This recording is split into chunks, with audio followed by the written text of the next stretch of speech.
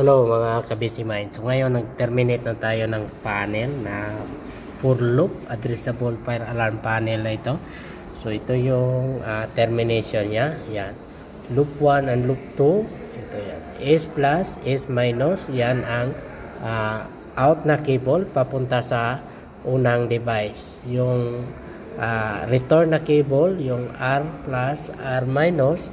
Yan ang cable na galing sa last device pabalik dito sa panel. Kaya dalawang cable ito.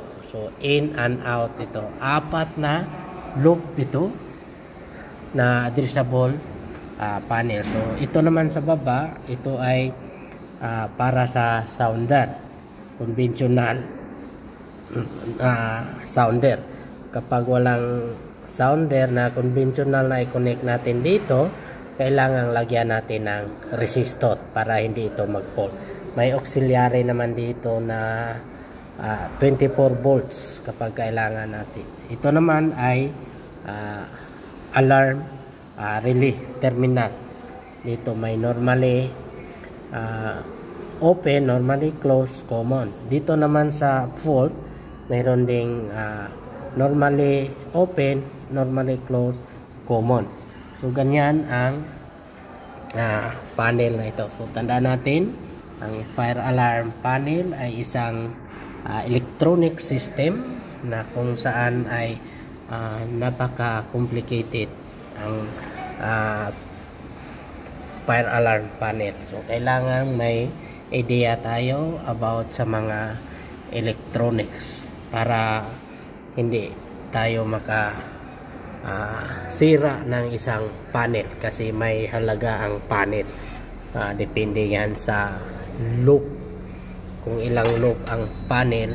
So, kailangan mag-ingat tayo. So, dito naman ito yung board ng power supply. Yan, kung makikita natin yan, 220 o 230 volts. Yan, phase neutral ang supply. So yan ang fuse niya. So dito natin ilagay yung supply. Yan. Yung cable natin para sa supply. Ito namang cable na ito ay para sa network. So ang gamit dito, so ang cable na yan galing sa isang panel, tatlong panel ito. Connect dito, tapos papunta sa isang panel, then papunta sa master panel. So kahit saan na panel pwede nating i-control, pwede nating i-silent kung saan tayo malapit sa panel.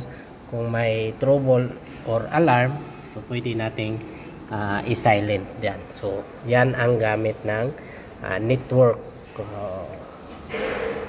cable na ito. Yan, naka-terminate na yan. Ito naman ang para sa battery.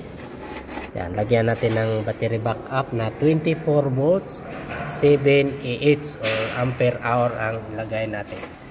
Okay, kung may idea din kayo sa mga fire alarm system, paki-share naman sa comment section. Okay, bye bye mga ka-busy mind.